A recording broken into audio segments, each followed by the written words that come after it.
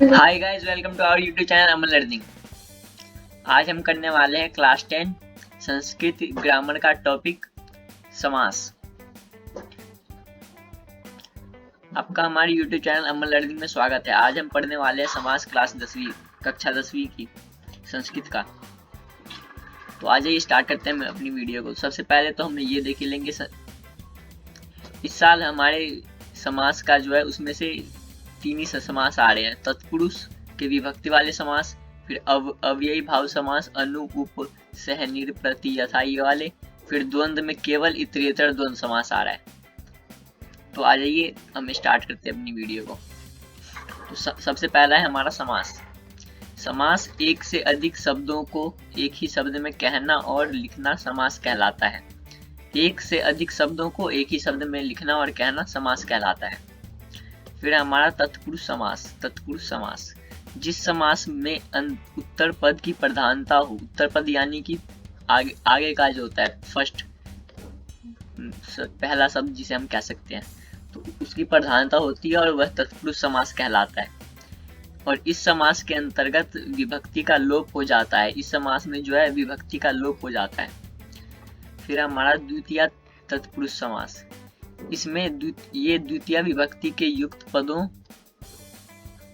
का जैसे श्रीतः, अतीतः, पतितः, गतः इत्यादि शब्दों के साथ तत्पुरुष समास होता है। इसके विग्रह में पूर्व पद में द्वितीय विभक्ति होती है, जैसे कि ग्रामम प्लस गतः, ग्राम गतः, धनम प्राप्तम, धन प्राप्तः, कूप पतितः, कूप पतितः, राम श्रीता, राम श्रीता। फिर हमारा तृतीय तत्पुरुष। तृतीय तत्पुरुष इसके विग्रह के पूर्व पद में तृतीय विभक्ति होती है। तो ऐसा तत्पुरुष समास जिसमें तृतीय विभक्ति हो, पूर्व पद में तृतीय विभक्ति लगे, वो तृतीय तत्पुरुष कहलाता है। जैसे कि सुखेनहीन, सुखहीनः, विधायाहीनः, विद्याहीन, ईश्वरेण दत्तः, ईश्वर दत्तः। फिर हमारा चतुर्थी तत्पुरुष।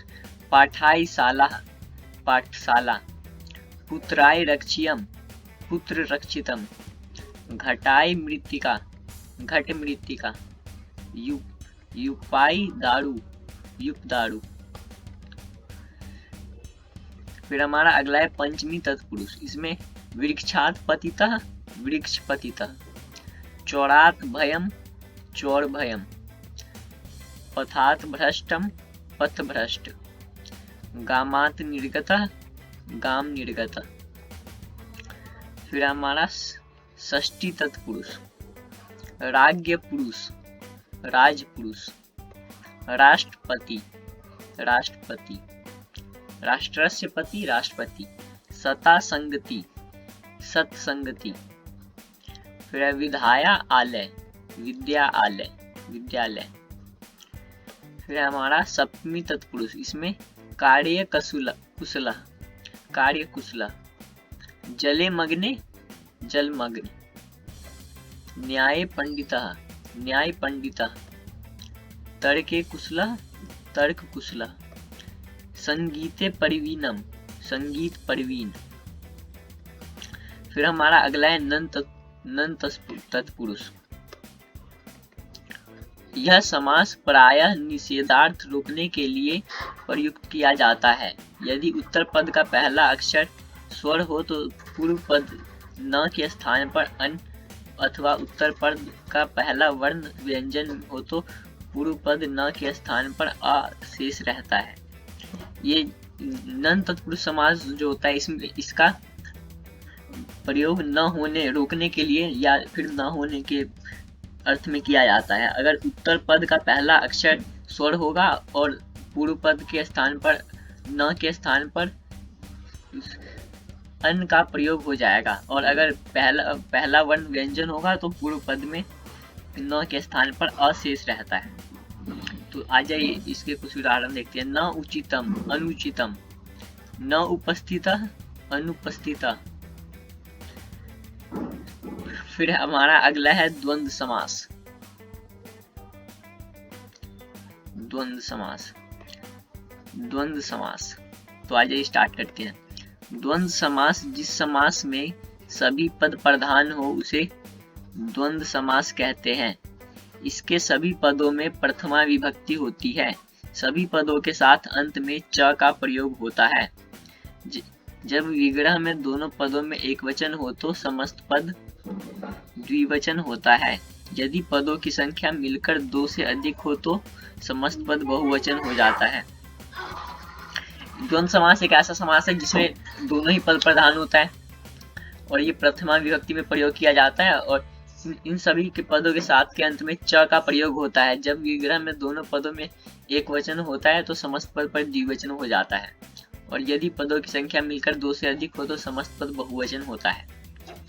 और तो द्वंद्व समास के 3 भेद होते हैं, इतरेतर द्वंद्व, समाहार द्वंद्व, एक शेष द्वंद्व। लेकिन हमारे सिलेबस में इस साल बस इतरेतर द्वंद्व ही है।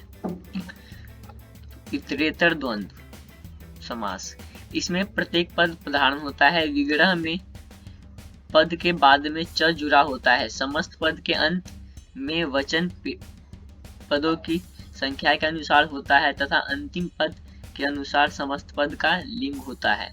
समस्त पदों का विग्रह वचन और पदों की संख्या के अनुसार होता है। इतरेतर द्वंद्व समास में सभी दोनों पद प्रधान होता है और विग्रह में प्रत्येक पद के बाद में च जुड़ा होता है। समस्त पद के अंत में वचन पदों की संख्या के अनुसार होता है तथा अंतिम पद के अनुसार समस्त पद का विलिंग होता है। और जो समस्त पद होता है उनका विग्रह वचन पदों की संख्या के अनुसार होता है। तो आज इसके कुछ उदाहरण देख लेते हैं। समास, विग्रह और समस्त पद। सीता च रामः च, सीता रामो। रामः च सीता च, राम सीते। फलानि च पुष्पानि च, फल पुष्पानि। धर्म च अर्थ च काम च मोक्ष च, धर्मार्थ काम मोक्षा। माता च पिता च, माता पितरो। हमारा अगला टॉपिक है अव्ययी भाव समास। अब इस समास में पूर्व पद अव्यय उपसर्ग होता है और उसी की प्रधानता होती है, अर्थात बनने वाले नए शब्द का निर्माण उसी के अनुसार होता है। इस समास से युक्त शब्द का प्रथम पद उपसर्ग अव्यय होता है और अंत में नपुंसक लिंग एकवचन होता है। तो पहला है हमारा उप अव्ययी भाव समास। उप उपसर्ग का प्रयोग समीप अर्थ में किया जाता है और समास के विग्रह में अंत शब्द में षष्ठी विभक्ति और उसके बाद समीपम शब्द लिखा जाता है। उदाहरण, उपरामम, रामस्य समीपम। उपासनम, आसनस्य समीपम। फिर हमारा दूसरा है नीड। नीड का प्रयोग अभाव अर्थ में किया जाता है। समस्त पद में शब्द के पहले नीड उपसर्ग लगाकर नपुंसक लिंग एकवचन और समास विग्रह में शब्द में षष्ठी विभक्ति तथा उसके बाद अभाव लिखा जाता है। उदाहरण, निर्जनम, जना नाम अभाव। निर्मक्षिकम, मक्षी का नाम अभाव। फिर हमारा अनु। अनु, इसका प्रयोग योग्यम पश्चात अर्थ में किया जाता है। इसमें भी षष्ठी विभक्ति का प्रयोग होता है। उदाहरण, अनुरथम, रथस्य पश्चात अनुरूपम, रूपस्य योग्यम। इसमें कभी कभी पश्चात लगता है, कभी कभी योग्यम लगता है। तो ये हमें देखना होगा कि कहाँ पश्चात लगाना है, कहाँ योग्यम लगाना है। जैसे कि अनुरथम है तो रथ के योग्य तो नहीं हो सकता, रथ के पश्चात होगा, रथ के पश्चात। फिर अनुरूपम, रूप के योग्य हो सकता है, रूप के पश्चात नहीं हो सकता, तो इसका अनुरूपम मतलब रूपस्य योग्यम। फिर हमारा प्रति, विप्सा के अर्थ में होता है दोहराना। समस्त पद में प्रति उपसर्ग शब्द के आगे लगाते हैं। समास विग्रह में शब्द को 2 बार द्वितीय अथवा सप्तमी विभक्ति में लिखकर उसके बाद इति शब्द लिखा जाता है। उदाहरण, प्रतिदिनम, दिनम दिनम इति। प्रतिमासम, मासे मासे इति।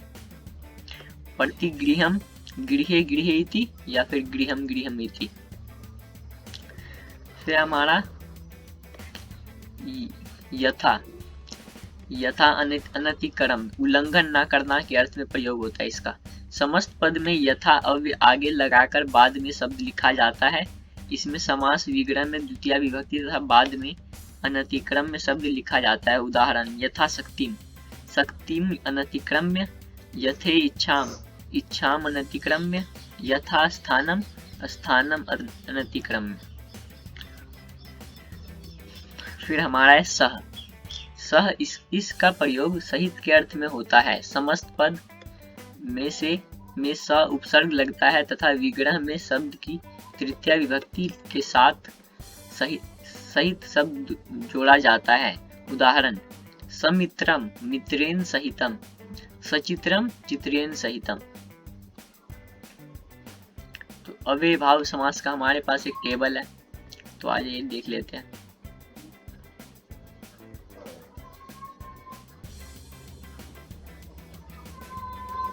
तो इसमें हमें सबसे पहले यहाँ अव्यय या फिर उपसर्ग दिया है, फिर अर्थ है, विभक्ति है और उदाहरण है। तो सब उपसर्ग है, इसका समीपम पास अर्थ में प्रयोग होता है। ये षष्ठी विभक्ति है और इससे जो शब्द बनते हैं वो ग्रामस्य समीपम उपग्रामम, रामस्य समीपम उपरामम। फिर हमारा नीड़ और निस, इसका इन दोनों का प्रयोग अभाव के अर्थ में होता है, जिसका होता है न होना। षष्ठी विभक्ति है। जना नाम अभाव निर्जनम, फलस्य अभाव निष्फलम। अनु, अगला है हमारा अनु, इसका अर्थ योग्य, योग्यम योग्यता के आधार में, योग्यता और पश्चात और पीछे के आधार पे अर्थ में होता है। तो षष्ठी विभक्ति रामस्य योग्यम अनुरामम, प्रयोजनस्य पश्चात अनुप्रयोजनम, रथस्य पश्चात अनुरथम। प्रति, विप्सा दोहराना, द्वितीय और सप्तमी विभक्ति है। गृहम गृहम इति, प्रतिगृहम, दीनम दीनम इति, प्रतिदिनम। फिर हमारा है यथा उपसर्ग, अनतिक्रम्य उल्लंघन न करें, द्वितीय विभक्ति है। बलम अनतिक्रम्य यथा बलम, शक्तिम अनतिक्रम्य यथा शक्ति। फिर हमारा लास्ट है साथ सहित समान समान, इन अर्थों में प्रयोग किया जाता है। तृतीय विभक्ति है। रामेन सह सरामम, सचक्रेन सचक्रम, चक्रेन सहितम। तो इसी के साथ हमने कर लिया अपना टॉपिक समास। उम्मीद करता हूँ आपको समझ में आया होगा। अगर आपको समझ ना आए तो कमेंट कर दीजिएगा और हमारे चैनल को लाइक शेयर सब्सक्राइब जरूर करें। अगर वीडियो पसंद आए तो वीडियो को लाइक शेयर जरूर करें। तब तक के लिए धन्यवाद, मिलते हैं अपनी अगली वीडियो में। तब तक के लिए बने रहें हमारे साथ। धन्यवाद, जय हिंद।